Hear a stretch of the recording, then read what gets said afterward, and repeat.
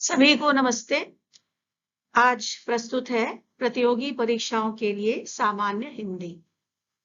जितनी भी प्रतियोगी परीक्षाएं हैं उन सभी में सामान्य हिंदी से संबंधित प्रश्न पत्र होता है।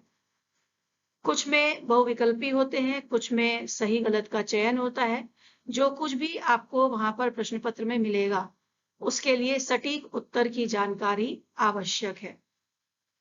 तो इस वीडियो में कुछ ऐसे प्रश्न संकलित किए गए हैं जो प्रायः प्रतियोगी परीक्षाओं में पूछे जाते हैं, उनके उत्तर हैं और साथ ही उत्तर से संबंधित कुछ ना कुछ विवरण जो भी आवश्यक है वो भी मैंने देने का प्रयास किया है।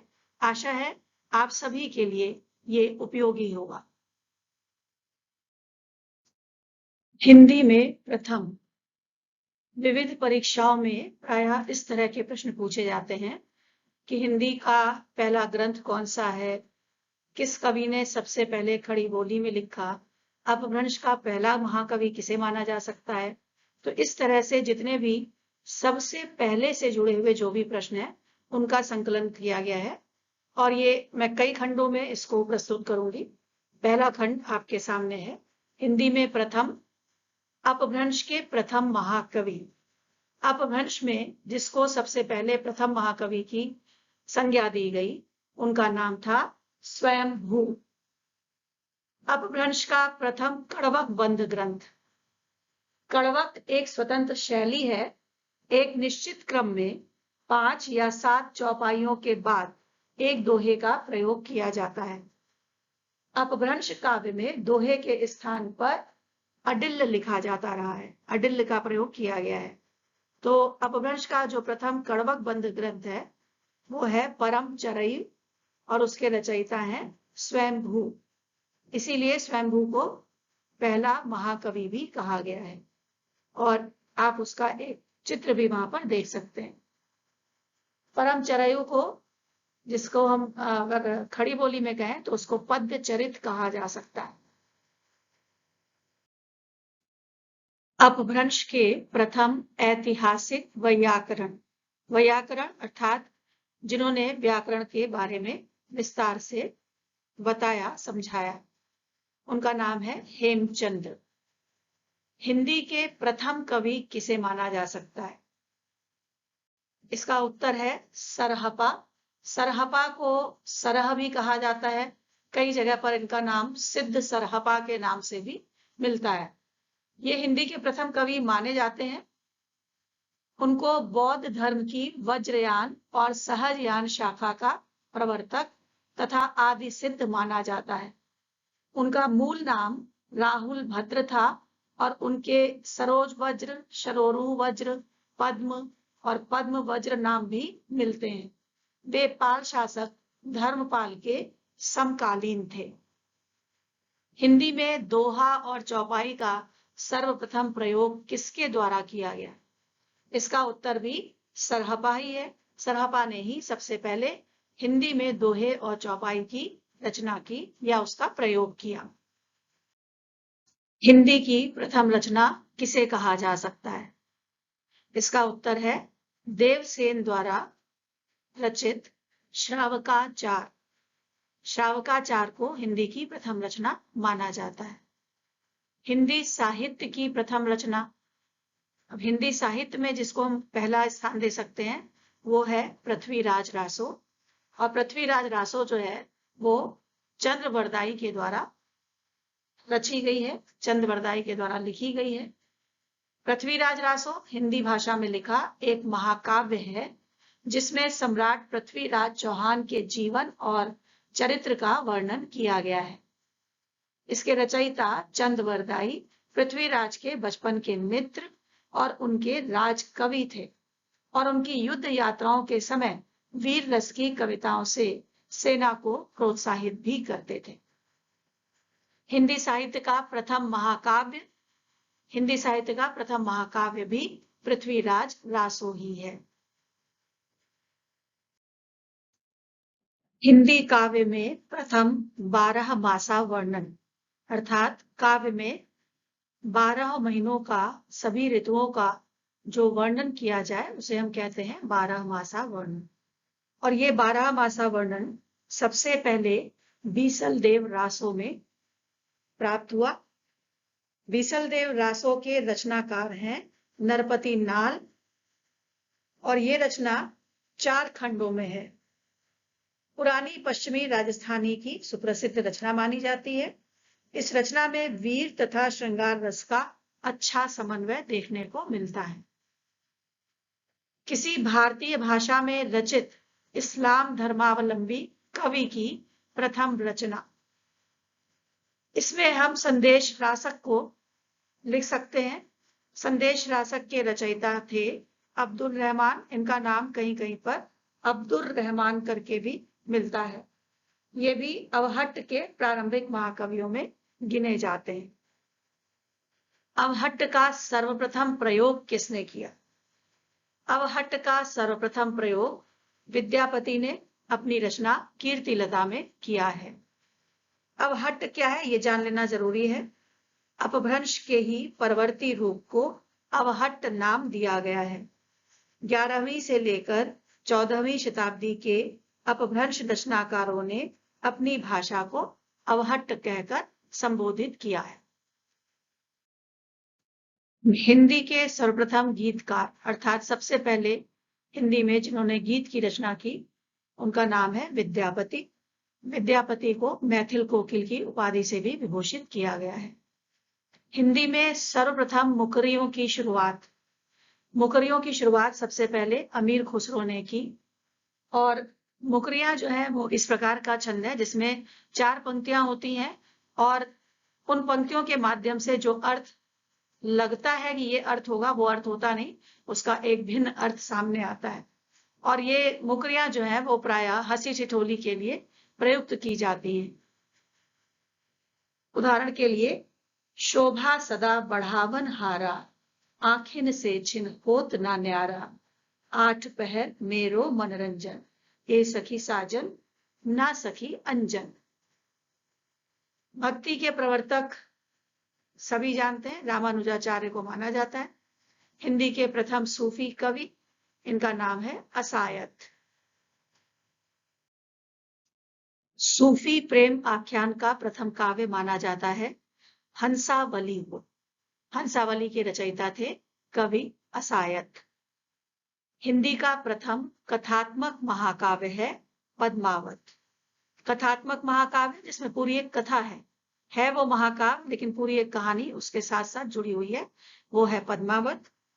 पद्मावत मलिक मोहम्मद जायसी द्वारा रचा गया है और इसकी भाषा अवधी है। इसमें दोहे और चौपाई छंद का प्रयोग किया गया है। हिंदी की आदि कवयित्री किसे कहा जा सकता है? हिंदी की आदि कवयित्री मीराबाई को माना जाता है। मीराबाई कृष्ण भक्ति शाखा की कवयित्री थी। कृष्ण भक्ति का सबसे प्रसिद्ध काव्य कौन सा है? कृष्ण भक्ति का सबसे प्रसिद्ध काव्य है सूरसागर और इसकी रचना सूरदास ने की थी। इसी प्रकार राम भक्ति का सबसे प्रसिद्ध काव्य है रामचरितमानस। रामचरितमानस की रचना तुलसीदास ने की थी। सूरसागर ब्रज भाषा में लिखा गया है और रामचरितमानस की भाषा अवधी है। भक्ति काल को काव्य का स्वर्ण युग घोषित करने वाले प्रथम व्यक्ति कौन थे? भक्ति काल को काव्य का स्वर्ण युग घोषित करने वाले प्रथम व्यक्ति थे जॉर्ज ग्रियर्सन। अंग्रेजों के समय में इंडियन सिविल सर्विस के कर्मचारी थे। बहुभाषाविद और आधुनिक भारत में भाषाओं का सर्वेक्षण करने वाले पहले भाषा वैज्ञानिक थे। ग्रियर्सन 1870 के लगभग ICS होकर भारत आए थे। वे बंगाल और बिहार के कई उच्च पदों पर 1899 तक कार्यरत रहे। तुलसीदास और विद्यापति के साहित्य का महत्व प्रतिपादित करने वाले वे संभवतः पहले अंग्रेज विद्वान थे और इन्होंने ही साहित्य का नामकरण किया। साहित्य के जो काल थे उनका नामकरण किया। इन्होंने ही आदिकाल को चारण काल कहा और इन्होंने ही भक्ति काल को काव्य का स्वर्ण युग घोषित किया। सर्वप्रथम सतसई परंपरा का आरंभ करने वाला ग्रंथ कौन सा कहा जा सकता है, या ऐसा कह सकते हैं कि सर्वप्रथम सतसई परंपरा किस ग्रंथ से आरंभ हुई। उसका नाम है तुलसी सतसई। सतसई का मतलब होता है 700 दोहों का संग्रह। इसके अलावा अधिकांश लोग जो है वो कृपाराम की हित तरंगिणी को भी सतसई परंपरा का आरंभ करने का श्रेय देते हैं। रीति काव्य का सर्वप्रथम ग्रंथ, रीति काव्य का सर्वप्रथम ग्रंथ है हित तरंगिणी और इसके रचयिता हैं कृपाराम। कृपाराम ने ही हित तरंगिणी की रचना की। खड़ी बोली में लिखित सर्वप्रथम काव्य ग्रंथ कौन सा है? इसका उत्तर है एकांतवासी योगी। संवत 1943 में पंडित श्रीधर पाठक ने द हर्मिट का लावनी के ढंग पर खड़ी बोली पद्य में एकांतवासी योगी नाम से अनुवाद किया। एकांतवासी योगी एक प्रेम काव्य है। खड़ी बोली में पद्यानुवाद की एकमात्र कृति एकांतवासी योगी को कहा जा सकता है। दूसरा प्रश्न है, खड़ी बोली के प्रथम स्वच्छंदतावादी कवि कौन थे? इसका उत्तर है श्रीधर पाठक। श्रीधर पाठक प्राकृतिक सौंदर्य, स्वदेश प्रेम तथा समाज सुधार की भावनाओं के हिंदी कवि थे। वे प्रकृति प्रेमी, सरल, उदार, नम्र, सहृदय, स्वच्छंद तथा विनोदी थे। वे हिंदी साहित्य सम्मेलन के 5वें अधिवेशन, जो कि 1915 में लखनऊ में हुआ था, उसके सभापति हुए और कवि भूषण की उपाधि से उन्हें विभूषित किया गया। तीसरा प्रश्न है, खड़ी बोली का प्रथम महाकाव्य किसे कहा जा सकता है? खड़ी बोली का प्रथम महाकाव्य है प्रिय प्रवास, जिसको 1914 में अयोध्या सिंह उपाध्याय हरिऔध ने लिखा और ये खड़ी बोली में लिखा गया है और ये अपने समय का एक श्रेष्ठ महाकाव्य माना जाता है। गीति काव्य शब्द का सर्वप्रथम प्रयोग किसने किया? गीति काव्य अर्थात गीत शैली में लिखा गया काव्य। गीति काव्य का प्रयोग, इस शब्द का प्रयोग सबसे पहले श्री लोचन प्रसाद पांडेय ने किया और कुसुमन माला जो उनकी पुस्तक थी उसकी भूमिका में इस शब्द का उन्होंने प्रयोग किया। छायावाद की प्रथम कृति किसे माना जाता है? छायावाद की प्रथम कृति है झरना, जिसे कवि जयशंकर प्रसाद ने 1918 में लिखा था या 1918 में ये प्रकाशित हुई थी। रामचंद्र शुक्ल के अनुसार छायावाद का प्रथम प्रतिनिधि कवि किसे कहा जा सकता है? हिंदी साहित्य की जब बात करते हैं तो जो गद्य साहित्य के इतिहास की बात होती है, जितना भी हम लोग मानते हैं, उसमें रामचंद्र शुक्ल के द्वारा जो विभाजन है उसको ही आज तक प्रामाणिक माना गया है, गद्य साहित्य या काव्य साहित्य दोनों के लिए। तो रामचंद्र शुक्ल ने छायावाद में प्रथम प्रतिनिधि कवि माना है सुमित्रानंदन पंत को। मुक्त छंद के प्रथम प्रयोगकर्ता कौन थे, अर्थात वो कौन से कवि थे जिन्होंने सबसे पहले मुक्त छंद का प्रयोग किया? वो कवि थे सूर्यकांत त्रिपाठी निराला और जूही की कली में इन्होंने मुक्त छंद का सबसे पहले प्रयोग किया।